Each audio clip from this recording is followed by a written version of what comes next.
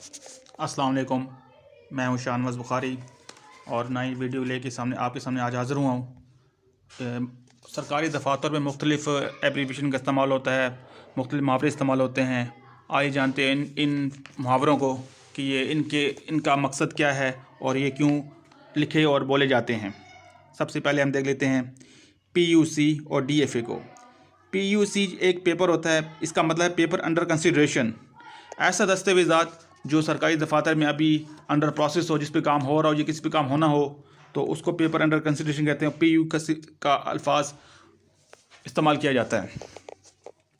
DFA draft for approval, यानी कि कोई ऐसा लेटर जिस पे ड्राफ्ट यानी कि ड्राफ्ट तैयार है या तैयार होना है बाकी है, या जिससे मज़ीद कार्रवाई होनी बाकी है, या और मज़ीद किसी कंपनी अथॉरिटी से अप्रूवल लेनी होती है, उसको DFA कहा जाता है। DFA draft for approval.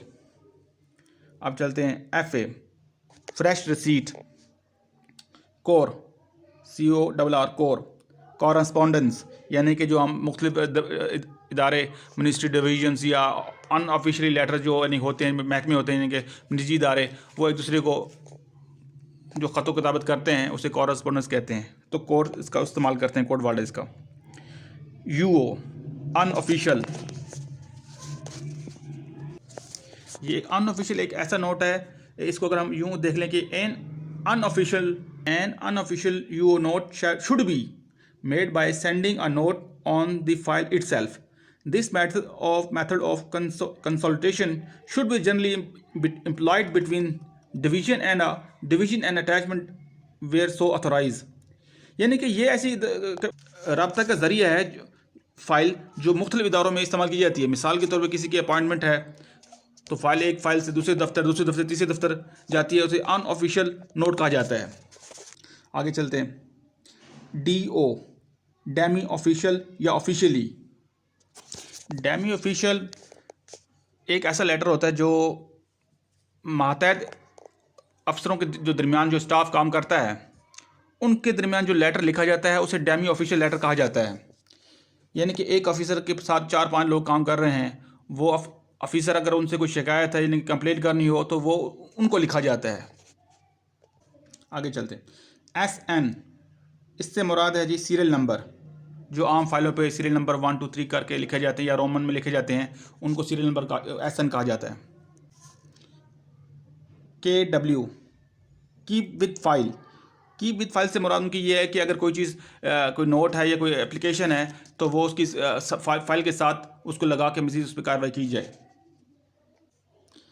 LF link file, यानी कि अगर एक मैटर पे एक से ज़्यादा फाइल होते हैं उन्हें लिंक फाइल कहा जाता है, तो इसलिए उसके LF से उससे लिंक फाइल मुराद है। मेमोरेंडम। वो चीज़ है जो एक दफ्तर से दूसरे दफ्तर या दूसरे ये अटैच डिपार्टमेंट के दरमियान की जाती है और इसको मेमोरेंडम कहा जाता है। मेमोरेंडम की कई अक़साम हैं। OM ऑफिस मेमोरेंडम, ये भी एक पैगाम रसानी का ज़रिया है कि कोई पैगाम किसी को दूसरे अपने ही महकमे में या किसी दूसरे महकमे में पैगाम पहुंचाना हो तो ऑफिस मेमोरेंडम का इस्तेमाल किया जाता है। PP प्रीवियस पेपर्स, यानी कि प्रीवियस कोई डॉक्यूमेंट्स हैं, कोई दस्तावेज़ात हैं, तो उन PP से मुराद पिछला रिकॉर्ड भी हो सकता है। OO यानी कि ऑफिस ऑर्डर की कई शेप हैं। मेडिकल के लिए भी करवाने के लिए भी ऑफिस ऑर्डर का इस्तेमाल किया जाता है नॉर्मली तौर पे। CR character role. ENDT यानी कि इंडोर्समेंट। अब यहाँ मैं आपको एक चीज़ बताता चलूँ, इंडोर्समेंट की कई शक्लें हो सकती हैं।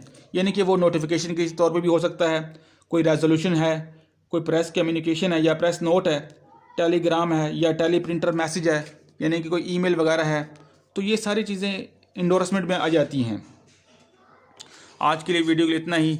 जिन लोगों ने सब्सक्राइब नहीं किया मेरे चैनल को काइंडली सब्सक्राइब कर लें और जुड़े रहें मेरे साथ मोर इन्फॉर्मेटिव वीडियो के लिए। खुदा हाफिज़।